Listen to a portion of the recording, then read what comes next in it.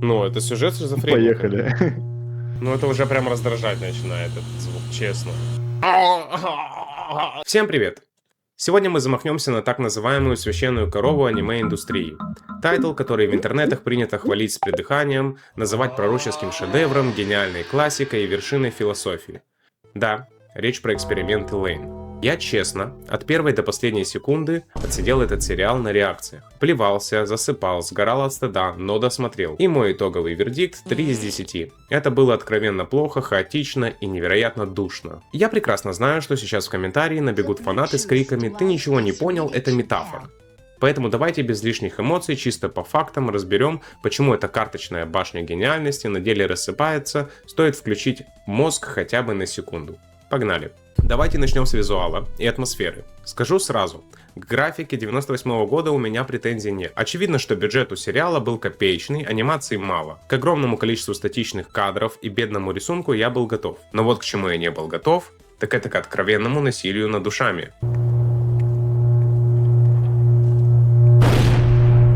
Ну это уже прям раздражать начинает этот звук, честно.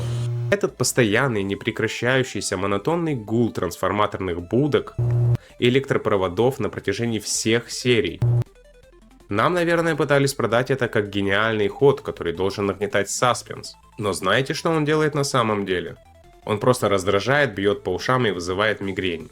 Персонажи могут молчать по 40 секунд, но на экране ничего не происходит. А на фоне, на максимальной громкости, гудит белый шум из розетки. Это не искусство, ребята. Это банальная лень звукорежиссера, который не смог нормально заполнить аудиоряд и диалоги. И просто залил хронометраж готовым шумом из библиотеки звуков. Я пришел аниме смотреть, а не сидеть часами под гудящий лэп. Сюжетный хаос и сценарные дыры. Переходим к сюжету. Нам рассказывают, что тут глубокая история, но сценарий абсолютно хаотичный, рваный, и логики в нем нет. Авторы постоянно выкатывают элементы, которые кажутся важными, а потом просто забивают на них хер. Вспоминаем самое начало. Нам пафосно со смаком показывают, как люди глотают какие-то наночипы, которые работают как наркотик. Ты сидишь, настраиваешься на фантастический детектив, ждешь, как эта технология раскроет устройство мира. И что? И ничего. После первых серий про эти наночипы вообще ни слова ни духу. Их просто выкинули из сценария и больше никогда не вспоминали. В нормальном сюжете, если ты вводишь вещь, которая меняет поведение людей, она должна работать на историю. Здесь же наночипы были нужны просто ради дешевого эффекта «Вау, смотрите, у нас тут мрачный киберпанк». Это сюжетный аппендикс, который никуда не ведет. И таких дыр в сериале полно. Псевдонаучный бред, дичь с герцовкой и биология.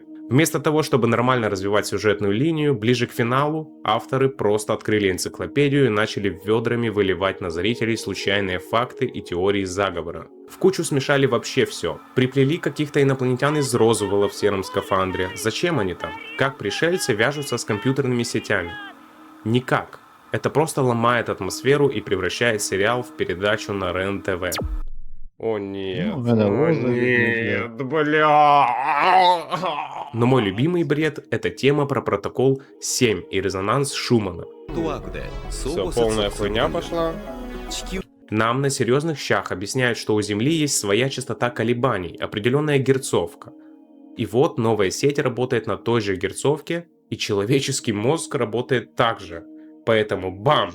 Компьютеры больше не нужны, люди могут подключаться к интернету напрямую мозгом. Учитывая, что мир Лейн — это копия нашего реального мира, это физически невозможно. Резонанс Шумана — это просто волны от грозовых разрядов в атмосфере. Они не могут переносить цифровые данные, это не Wi-Fi роутер.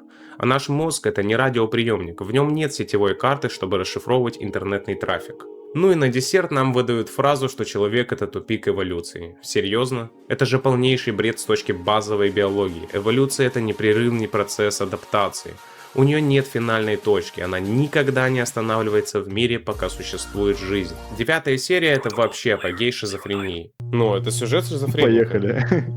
Авторы постоянно цитируют реального ученого Теда Нельсона и его интернет-проект Ксанаду.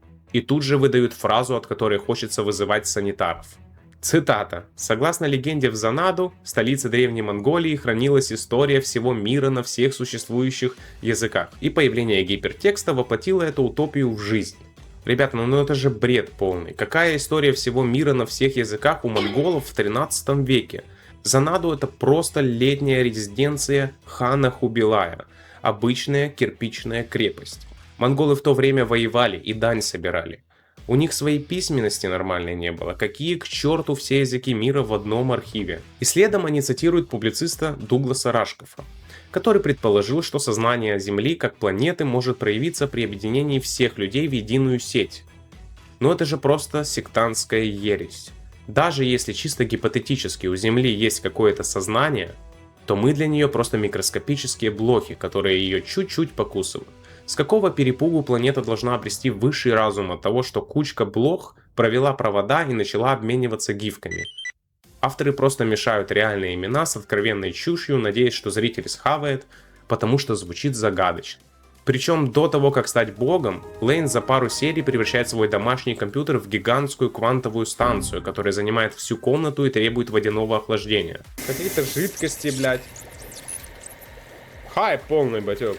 Маленькая девочка внезапно становится инженером года без всякого обучения. Чтобы стать богом интернета, тебе нужно просто купить побольше плат на радиорынке. Выглядит дико наивно. И ради чего все это говорилось? Чтобы слить все фракции. Мужиков в лазерных очках и хакеров-киберрыцарей. Сливают максимально нелепо. Семью Лейн, родителей актеров, просто выводят из сюжета. Отец говорит «ну бывай» и уходит в закат. Зачем они были нужны? Кто им платил? Почему ее сестра сошла с ума и всем на нее насрать? Авторы создали интригу, но забыли ее развить. Да и сопереживать тут некому. У Лейн рушится жизнь, происходят жуткие вещи, а у нее на протяжении всех 13 серий одно и то же отрешенное лицо кирпичом. Эмоциональный диапазон как у табуретки, и это усугубляется катастрофической работой Сэйю. Актеры озвучки звучат так, будто их заставили читать текст под дулом пистолета в 3 часа ночи. 苦手だから。なんで泣いてるの？メールが来たの。先週自殺した子から会いたい友達がいるの。 Эмоций ровно 0. Ну и финал. Когда сценарий окончательно зашел в тупик, Лейн просто нажимает ментальную кнопку Delete, перезагружает мир и стирает все смерти и плохие события, будто ничего не было. О, давай ресетнем все. Все, заебись. Нахуя мне до этого вообще все показывали? Зачем? И ты сидишь такой после 13 серии этой душноты и думаешь, а зачем я вообще это смотрел? Зачем я пытался вникнуть, если в конце просто все отменили? Это полностью обнуляет ценность всего сериала. Кому в итоге может понравиться этот финал? Честно, я не знаю. Возможно, людям, которым нравится смотреть чистый психодел без какой-либо логики. Тем, кому в кайф, когда на экране происходит непонятная дичь, чтобы потом сидеть на форумах с умным видом и писать 3-томные трактаты о том, что же на самом деле имел в виду автор, оправдывая очевидные сценарные косяки. Для меня эксперименты Лейн — это переоцененная, безумно затянутая и душная тягомотина. Моя честная оценка — 3 из 10. И то исключительно за культовый опенинг. Песня реально хорошая. Пишите в комментариях, что думаете вы. Согласны ли со мной или готовы защищать этот шедевр? Ставьте лайк, подписывайтесь на канал. Скоро увидимся. Пока.